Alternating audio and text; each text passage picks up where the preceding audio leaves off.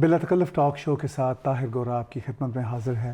ناظرین، جیسا کہ آپ جانتے ہیں کہ فرانس پیرس پر آئسس کے ملیٹنٹس کا حملہ نہ صرف دہشت گردی کے زمرے میں آتا ہے بلکہ دنیا کو یہ سوچنے پر مجبور کر رہا ہے کہ کیا یہ اقدام دہشت گردی سے بھی کوئی 2 قدم آگے کا ہے۔ اس پہ بات چیت کے لیے میں نے بہت ہی نامور، مبصر اور جو ہمارا کاؤنٹر وائلنٹ ٹیررزم ہے ان کے ایکسپرٹ پوری دنیا میں جانے جاتے ہیں، جناب کامران بخاری صاحب کو اسٹوڈیو میں مدعو کیا۔ کامران، شکریہ اسٹوڈیو میں آنے کا۔ شکریہ۔ میں نے ابھی تمہید میں کہا کہ یہ ٹیررزم سے بھی لگتا ہے 2 قدم آگے کی بات ہے، تو آپ اس کو کس طرف لے کے جائیں گے؟ جی بالکل صحیح فرمایا آپ نے۔ دیکھیں، ہمیں اب عادت ہو گئی ہے کہ ہم ایک تو یہ مسئلہ ہے کہ ہم سب کے سب جو ہیں ہم اس میں گلٹی ہیں مختلف حد تک، کہ ہمیں اپنے انالیسس سے عشق ہو جاتا ہے، پھر ہم اسے چھوڑنا نہیں چاہتے۔ دنیا کے حالات بدل جاتے ہیں، ہم اسی انالیسس کے ارد گرد گھومتے رہتے ہیں، اور پھر جو ہے جو آج ہم اسٹریٹجک کننڈرم کا شکار ہیں، پھر وہ حالات ہمارے سامنے آتے ہیں۔ دیکھیں، یہ ٹیررزم ضرور ہے، کوئی شک نہیں ہے اس میں، اس کو کچھ اور کہا بھی نہیں جا سکتا، لیکن جو تنظیم، جو مشینری اس چیز کو پروڈیوس کر رہی ہے وہ کوئی چھوٹا موٹا دہشت گرد گروپ نہیں ہے۔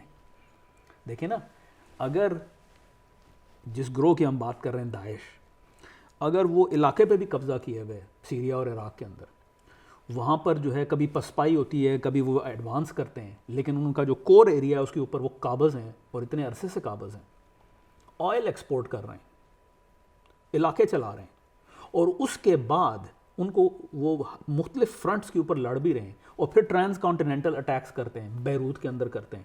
اب یہ نہیں پتا کہ جو ہے داعش ہی کی کارستانی ہے یہ جو روسی جہاز گرا ہے شرم الشیخ سائنائے کے اندر، لیکن اگر یہ ثابت ہو جاتا ہے کہ یہ بھی ان کی کارستانی ہے، اوپر سے پھر جو رات کو پیرس میں حملے ہوئے ہیں، تو یہ کوئی ہم چھوٹے موٹے گروپ، دہشت گرد گروپ کے ساتھ، یہ کوئی TTP نہیں ہے یا کوئی لشکر جنگی نہیں ہے کہ جو ہم جس کے ساتھ مطلب میں اس لیے مثالیں دے رہا ہوں تاکہ ہم اپنے تھوڑے سے امیجنیشن کو شیک کریں اور سمجھنے کی کوشش کریں کہ ہم کس نوعیت کی دشمن سے ڈیل کر رہے ہیں۔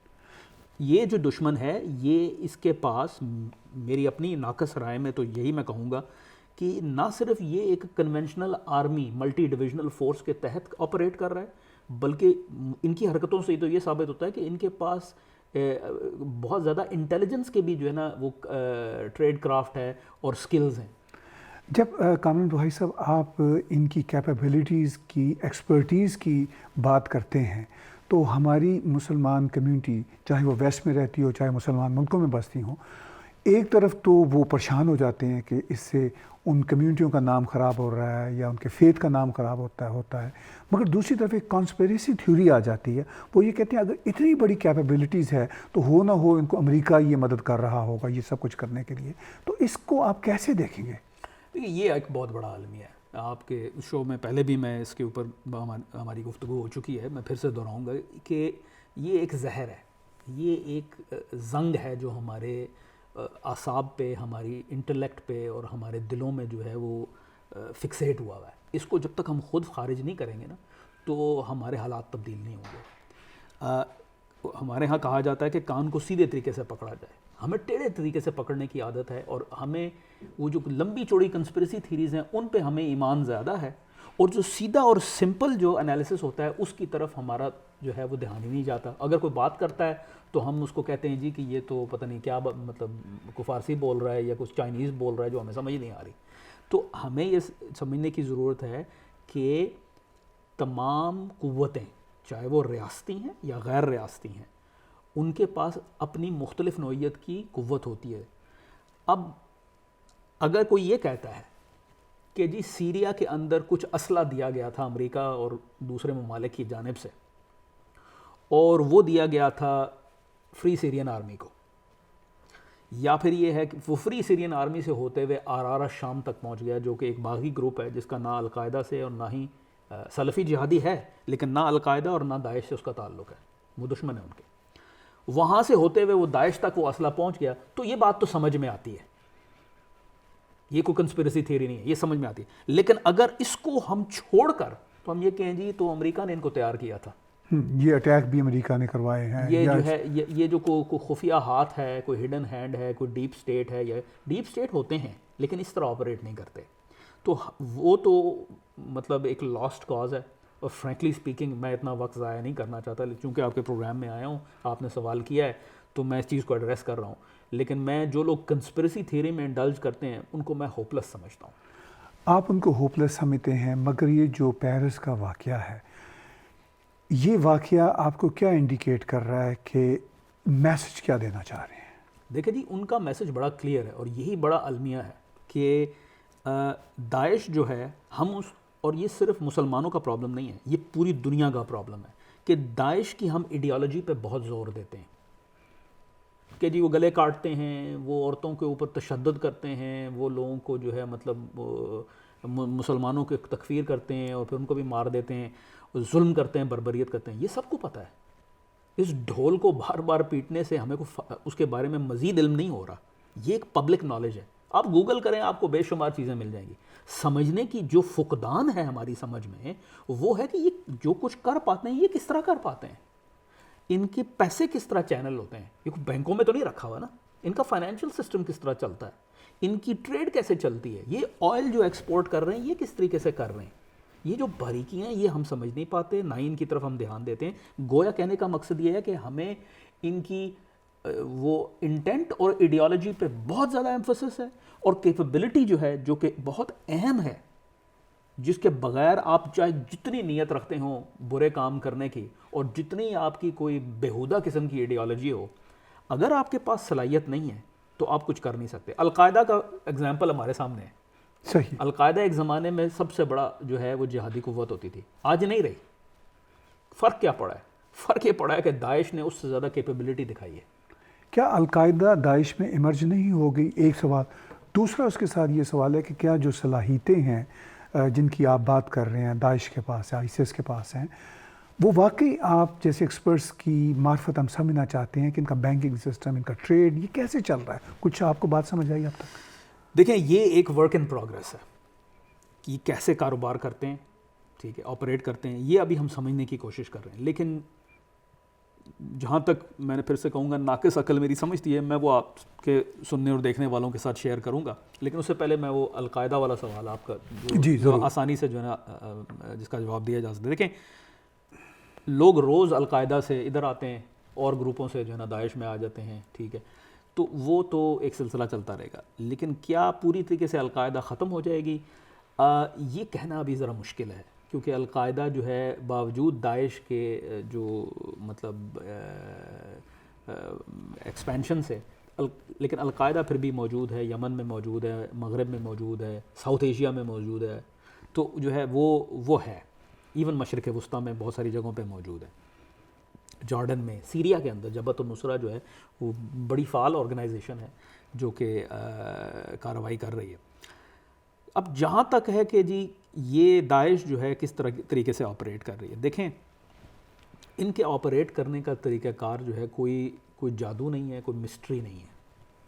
گو کہ ڈیٹیلز ہمارے پاس زیادہ نہیں ہیں, مشکل ہوتی ہے صحافیوں کا ان علاقوں میں جانا, جو ہے نا وہ بڑے خطرناک جو ہے نا حالات میں آپریٹ کرتے ہیں, جو کرتے ہیں بہت سارے لوگ جاتے نہیں, انفارمیشن ہمارے پاس ہے نہیں, سیٹلائٹ سے بہت جو ہے مطلب لمیٹڈ انفارمیشن ملتی ہے, انٹیلیجنس ایجنسیز بھی ان علاقوں میں اس طریقے سے آپریٹ نہیں کر پا رہی. یہ دیکھیں یہ پہلے تو میں ملٹری سے شروع کرتا ہوں, صحیح, جس پہ میری جو ایکسپرٹیز ہے وہ زیادہ ہے اور میں زیادہ روشنی ڈال سکتا ہوں. دیکھیں یہ کوئی, جیسے میں نے پہلے کہا, کوئی چھوٹا موٹا دہشت گرد گروپ نہیں ہے. کہاں موصل, کہاں رمادی, کہاں فلوجہ, یہ 3 اہم شہر ہیں عراق کے. پھر آپ بارڈر کے اس طرف آ جائیں سیریا کے اندر, آپ حلب یعنی الیپو لے لیں, اس کے گرد و نواح میں بھی آپریٹ کر رہے ہیں, ترکی کے بارڈر پہ بھی کر رہے ہیں. ان کا کنٹرول ہے پورا. کنٹرول اس طرح نہیں ہے لیکن یہ کر رہے ہیں آپریٹ. کنٹرول ان کا ہے رقہ میں, ان کا ہوتا تھا رقہ سے شمال میں ہوتا تھا حساکا پروونس, وہاں سے ان کو نکال دیا گیا ہے, وہاں کرد ہیں اور جو ہے انہوں نے اپنا علاقہ فی الحال خالی کرا دیا اور رقہ کے اوپر پریشر ڈال رہے ہیں. اور پھر دیر الزور ہے جو رقہ کے جنوب میں ہے, اور پھر مختلف اور جگہیں ہما, ہومس, یہ جو وسطی جو ہے سیریا کے اندر, اور پھر کوئی دمشق کے ارد گرد کے کوئی علاقوں میں بھی یہ کام کرتے ہیں. ان کا یہ جو سو کالڈ خلافت ہے, ٹھیک ہے, نام نہاد, یہ کوئی جس کو میں غیر اسلامی ریاست کہتا ہوں، یہ کوئی کنٹیگوس علاقہ نہیں ہے، یہ ٹکڑے ہیں، یہاں پر کچھ ملے نہیں ہیں لیکن بہت ساری جگہوں پہ یہ تتر بتر ہیں، منتشر ہیں. تو یہ کوئی جس طرح پاکستان کا نقشہ ہے کہ جی خیبر سے کراچی تک اور جو ہے کشمیر تک جو ہے وہ ریاست کا رٹ ہے، یہ اس طرح نہیں ہے، لیکن ہے. اب اس علاقے کے اندر یہ سارا علاقہ ان کے لیے قابو کرنا، یہ کوئی 5,000 10,000 آدمیوں کا کام نہیں ہے. آپ بتائیں، آپ کھڑے ہو جائیں مسیساگا کے اندر، آپ چھوڑیں مسیساگا کو، آپ پیئرسن ایئرپورٹ کو جو ہے نا کنٹرول کرنے کی کوشش کریں، 5-10 ہزار آدمیوں سے آپ کا پیئرسن ایئرپورٹ کنٹرول نہیں ہوگا، ایبسلیوٹلی ناٹ. تو we are talking at least a couple of 100,000 people, 2 lakh 3 lakh افراد ہیں جو کہ ان کی جنگجو فورس ہے، جو کہ جو ہے مختلف علاقوں میں کنٹرول بھی ہے. اچھا، اس جنگجو فورس میں پھر جو ہے کچھ لوگ جو ہیں وہ جن کو ہم فوجی کہتے ہیں، وہ فوجی ہیں، فائٹر ہیں.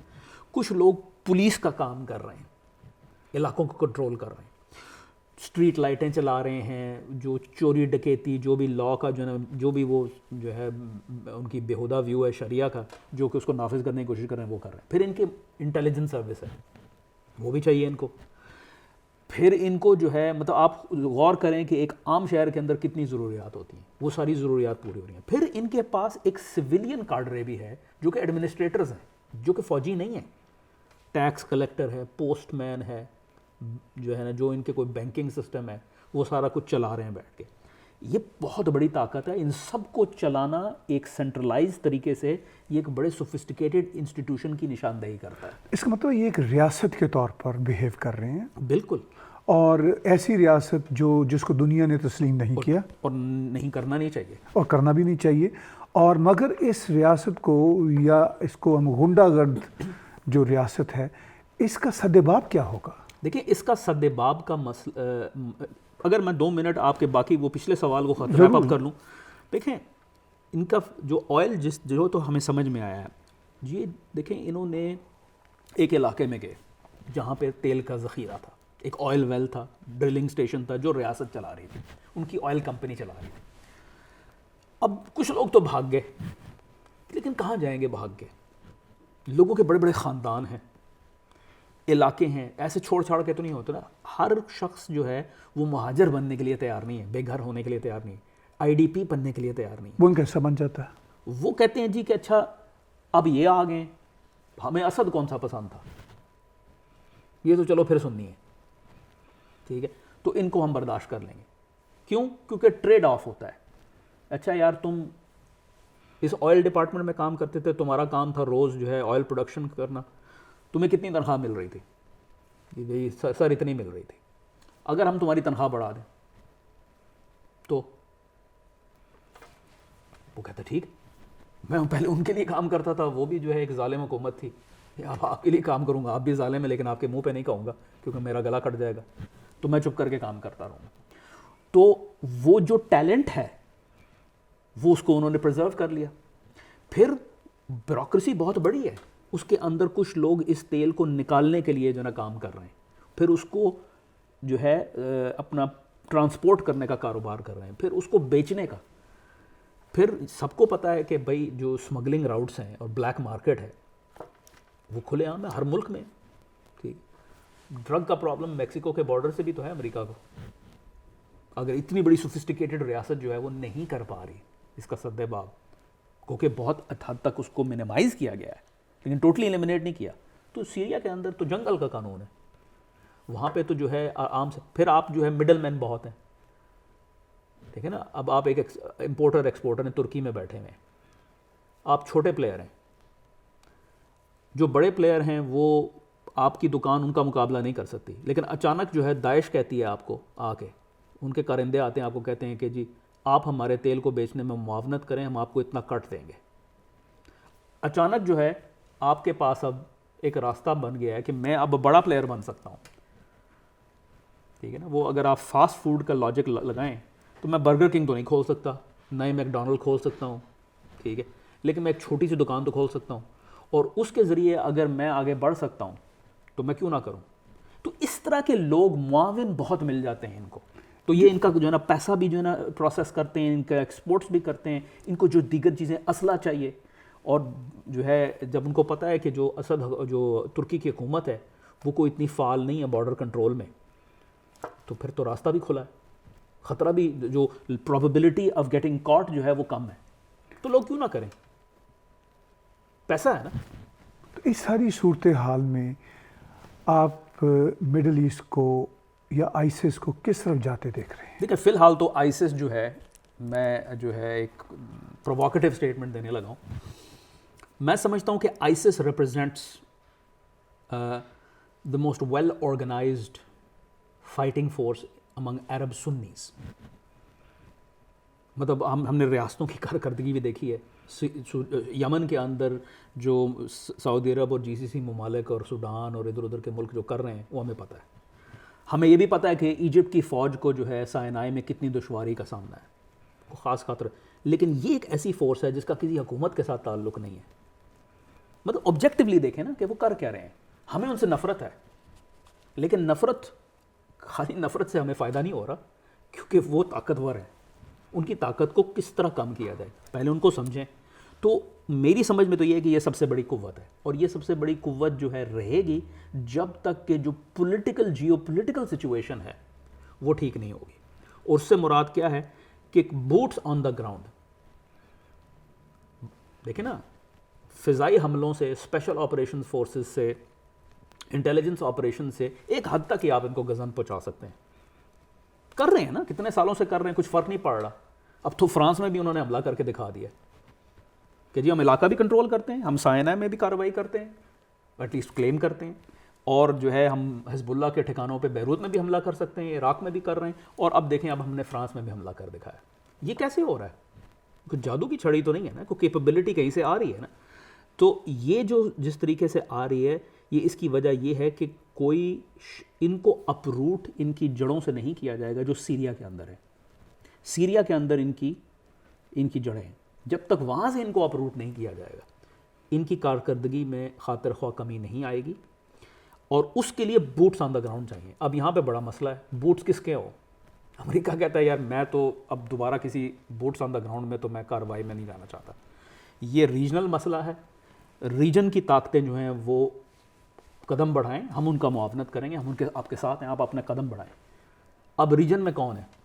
ریجن میں سب سے بڑی طاقت ترکی ہے, دنیا کی 17ویں یا 18ویں اکانومی ہے, وہ اس خطے کی سب سے بڑی ملٹری فورس ہے, ایک جمہوری جو ہے نا ریاست ہے, مضبوط ملک ہے, پرابلمز ہر جگہ ہوتے ہیں, لیکن وہ کیوں پیش قدمی کریں گے جب وہ پوری دنیا کے بہاف پہ یہ جنگ اپنے سر پہ کیوں لے لیں؟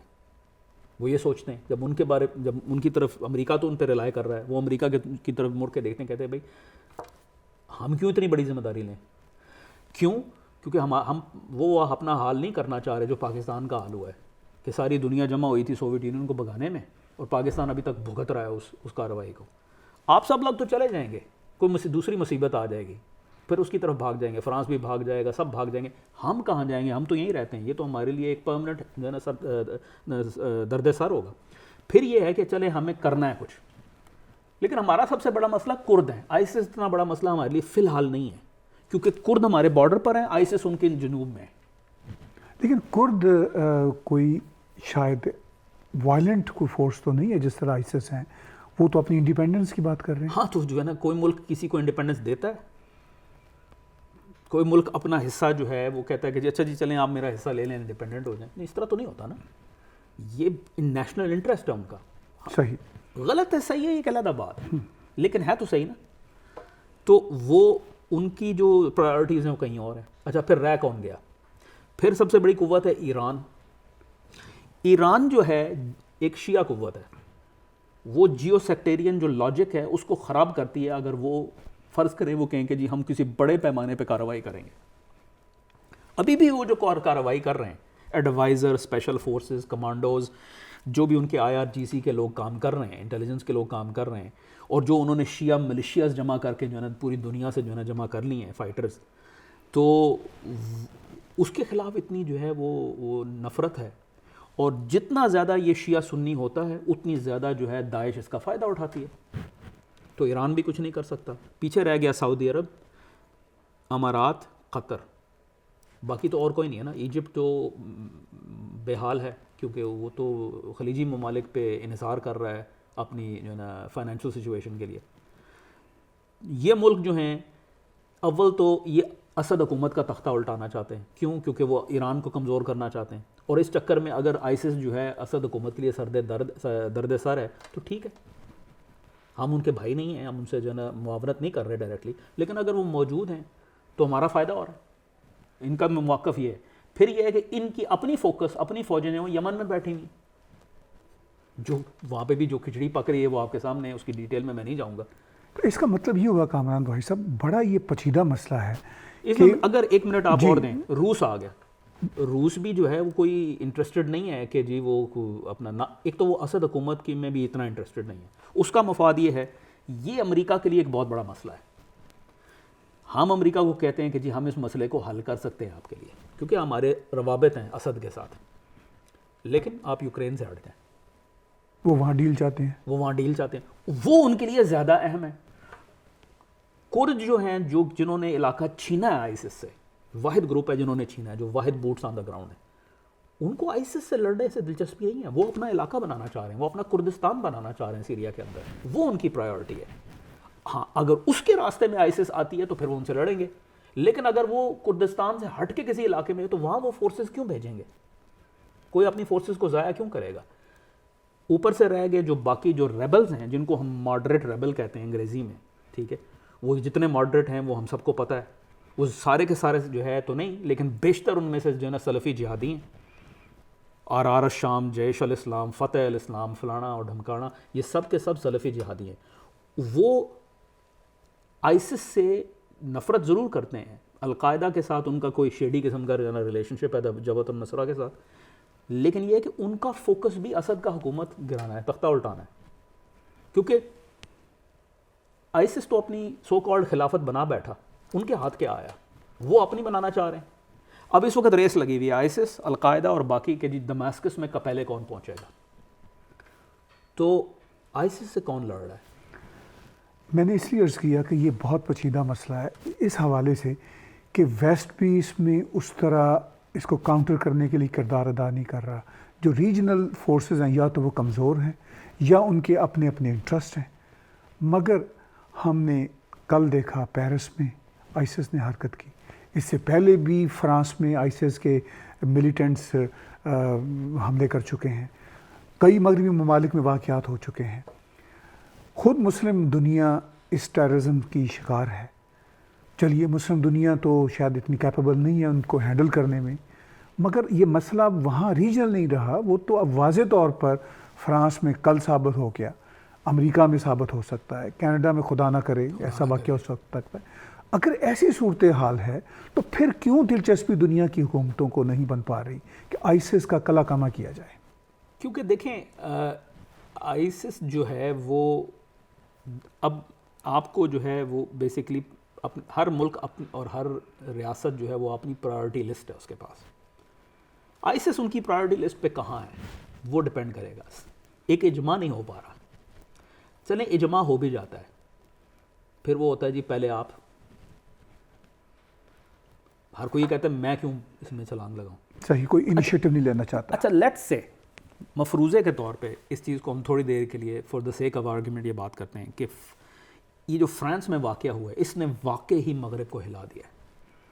اس نے واقعی اب مجبور کر دیا ہے کہ مغرب یہ کہے. اچھا اب سب سے پہلے تو یہ ہے کہ داعش چاہتی ہے کہ مغرب ریئیکٹ کرے. مسلمان جو وہاں مغرب میں رہتے ہیں ان کے اوپر دباؤ پڑے, ان کی روزمرہ کی زندگی خراب ہو, اور جو ٹینشن ہے مغرب اور مسلمانوں کے درمیان وہ بڑھے, وہ ان کے فائدے میں. انہوں نے بڑی سوچ سمجھ کے گیم آؤٹ کر کے یہ وار کیا. صدر ہولانڈ جو ہیں وہ لیفٹ ونگ جماعت سے ان کا تعلق ہے. ان کے بارے میں ان کے جو رائٹ ونگ اپوننٹس ہیں وہ ایک عمومی طور پہ ایک لیفٹ ونگ حکومت کو سافٹ ان سیکیورٹی سمجھا جاتا ہے. ایک تاثر ہے, غلط ہے صحیح ہے, جیسے کینیڈا میں جسٹن ٹروڈو صاحب کی حکومت آئی ہے. ہاں وہ حکومت آئی ہے کہ جی یہ سافٹ آن ٹیرر ہے, سافٹ آن سیکیورٹی میٹرز. وہ ویسے ہی ان کے اوپر دباؤ ہے, اوپر سے یہ حملہ ہو چکا ہے. اب صدر ہالینڈ پیچھے نہیں ہٹ سکتے. اگر وہ کچھ نہیں کرتے ان کی حکومت گر جائے گی. اگر وہ کرتے ہیں تو کیا کرتے ہیں؟ کریک ڈاؤن کریں گے. کہاں کریں گے؟ مسلمانوں کی کمیونٹیز میں کریں گے. ٹھیک ہے, وہ ٹینشن بڑھے گی. ٹینشن بڑھے گی. حملے کریں گے, ایک حد تک حملہ کر سکتے ہیں, فضائی حملے کریں گے.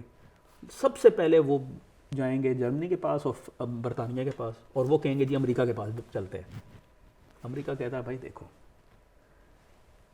یہ یہاں پر ہم بوٹس نہیں بھیج سکتے, یہ مسئلے کا حل نہیں ہے, لیکن صدر ہالینڈ کو کچھ نہ کچھ کرنا ضرور ہے. ٹھیک ہے, پھر بات آ کے رہ جاتی ہے کہ جی کون سے بوٹس آئیں گے, کہاں سے آئیں گے. تو اگر یہ بیٹھ کے اس بات پہ تہیہ کر بھی لیتے ہیں کہ جی یہ بہت بڑا مسئلہ ہے, اس کے لیے اب ہمیں اپنی اسٹریٹجی کو تبدیل کرنا ہے, اس کا مطلب یہ ہے کہ یہ فوجیں بھیجیں گے. اس سے کیا ہوگا؟ آئیسس تو بیٹھی کہہ رہی ہے کہ بھائی آپ فوجیں بھیجیں, اوپر سے جو آپ حملہ کرتے ہیں اس سے آپ کو بھی فائدہ نہیں ہو رہا, اور آپ آئیں. وہ ٹانٹ کر رہے ہیں, وہ جو ہے وہ بیٹ کر رہے ہیں کہ جی ٹریپ سیٹ کر رہے ہیں کہ آپ آئیں, کیونکہ ان کو پتہ ہے کہ اس سے جو اسلام ورسز دا ویسٹ کی جو ایک پرسیپشن ہے, کنسپریسی تھیوری ہے, اس کو بہت تقویت ملے گی اور وہاں پر بہت خون خرابہ ہوگا. ٹھیک ہے نا. ابھی تک امریکہ کیوں رکا ہوا ہے؟ ایسے نہیں ہے کہ ان کو بے درد ہیں یا کچھ کرنا نہیں چاہتے. دیکھیں کرنے سے حالات مزید خراب بھی ہو سکتے ہیں, اور اس وجہ سے جو ہے یہ ایک ایشو ہے کہ چلیں فوجیں بھیج بھی دیتے ہیں. وہ کیا کریں گے؟ وہ ایکچولی کر کیا سکتے ہیں؟ اینڈ پہ کتنے لوگوں کو ماریں گے؟ جو لوگ نہیں بھی آئیسس کے ساتھ, وہ آئیسس کے ساتھ مل جائیں گے کہ جی یہ تو اب اسلام اور کفر کی جنگ ہو رہی ہے, یہ صلیبی آ گئے ہیں پھر سے یورپ سے. وہ ویسے ہی کہتے پھرتے ہیں یہ, اور یہ وہ چال ان کی جو ہے بہت ہی انسیڈیس جو ہے. مجھے انسیڈیس کا اس وقت اردو ترجمہ نہیں آ رہا, لیکن یہ داعش جو ہے وہ اس کی ایڈیالوجی تو ایک وائل ایڈیالوجی ہے ہی, لیکن بہت شروڈ ہیں, بہت اس کو گیم آؤٹ کرتے ہیں, اور اس پہ ہمیں فوکس کرنا ہے تاکہ ان کی ویکنس کی نشاندہی ہم کر سکیں. کامران بخاری صاحب, آخر میں یہ جاننا چاہتا ہوں آج کی ٹاک میں, مسلمان ملکوں کو اور جو مسلمان کمیونٹیز ویسٹرن ورلڈ میں رہتی ہیں ان کو اس پیچیدہ سینیریو میں کیا کرنا چاہیے؟ آنیسٹی دکھانی چاہیے. یہ کہنا کہ جی اسلام کنڈیمز ٹیررزم, اس سے کام نہیں چلے گا. آپ کی زبان پہ کوئی یقین نہیں کرتا. جتنا آپ ڈینائی کرتے ہیں, جتنا آپ کہتے ہیں جی اس کا اسلام سے کوئی لینا دینا نہیں, اسلام از اے ریلیجن آف پیس, اتنا ہی آپ جو ہے وہ جلتی پہ تیل کے چھڑکنے والی بات کر رہے ہیں. ویسٹ کے اندر جو ہے ناٹ مور ورڈز, ایکشن. مسلمانوں کو اپنے افعال سے, اپنی جو کارکردگی سے یہ ثابت کرنا ہے کہ ہاں بھائی ان سے ہمارا کوئی لینا دینا نہیں ہے. ٹھیک ہے, اور کلیئرلی یہ جو ہے ایک بین الاقوامی مسئلہ ہے. ٹھیک ہے, اور یہ ہمارے ہاں ایک تو یہ بھی بڑا مسئلہ ہے نا کہ جی یہ جو ہے ہمارے گمراہ بہن بھائی ہیں. جب تک ہم ان کو گمراہ بہن بھائی کہتے رہیں گے نا, ہم اپنی جو ہے نا وہ اپنے آپ کو مزید رسوا کریں گے. وہ ہمیں بہن بھائی نہیں کہتے, ان کا بس چلے تو وہ ہم سب کو لٹکا رہے ہیں جو بھی ان کی مخالفت کرتا ہے, اور وہ انہوں نے دکھایا ہے. یہ صرف کوئی تھیوریٹیکل میں بات نہیں کر رہا, یہ پریکٹیکلی وہ دکھاتے ہیں. روزمرہ کے اوپر یوٹیوب بھرا پڑا ہے ویڈیو سے, لوگوں کی گردنیں کاٹ رہے ہیں. تو جو آپ کو بھائی نہیں کہتا, آپ ان کو کیوں بھائی کہیں گے؟ ڈسٹنس کرنا ہے ہمیں اپنے جو ہے نا مسلمانوں کو, اور جو ہے پریکٹیکلی عملی طور پہ. اور اس میں جو ہے بحیثیت ہمیں کینیڈا میں جو ہم لوگ رہتے ہیں, یا امریکہ میں رہتے ہیں, برطانیہ میں رہتے ہیں, ہمیں جہاں جہاں ہمارے ملک ہیں, ہمیں اپنی ملک سے وفا کرنی ہے. ہم وہ ملک جو ہے اس کے ساتھ ہماری کچھ الیجنسز ہیں, اور ہمیں اس کے اوپر ہمیں یہ دکھانا ہے کہ ہاں بھائی ہم کوئی انٹرسٹ وردی لوگ نہیں ہیں. ہمارا دین یہ کہتا ہے کہ ہمیں ہمارے نبی جو ہیں ان کو وہ جب ان کو صادق اور امین نبی ہونے سے پہلے جانا جاتا تھا, کہ کفار بھی ان کو کوئی نہیں کہتا تھا کہ بھائی یہ آدمی جو ہے وہ اس قسم کا ہے, خدا نخواستہ نعوذ باللہ. ان کے بارے میں بڑے وہ اعلیٰ اقدار رکھتے تھے. ہمیں بھی وہی کرنا ہے. بہت شکریہ کامران بخاری صاحب, آپ نے بہت مختصر وقت میں بہت اہم تجزیہ کیا, اور ہم ممنون ہیں کہ آپ نے ہمیں وقت دیا. شکریہ جی. اور ناظرین, آج کا بلا تکلف ٹاک شو دیکھنے کا بہت بہت شکریہ.